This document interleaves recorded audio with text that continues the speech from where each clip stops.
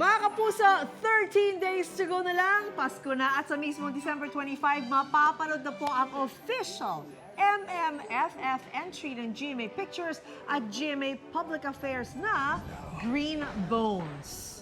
Trailer pa nga lang yan, trending na at inaabangan talaga ng buong bayan.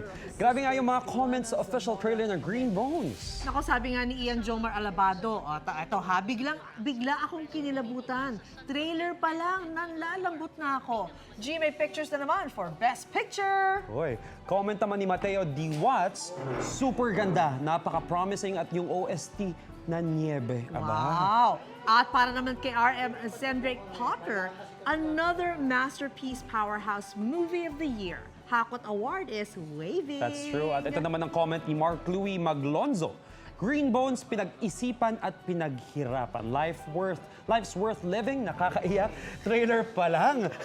Mga kapuso, wag na wag niyong palalampasin. Mapapanood na ang Green Bones sa December 25 in cinemas nationwide.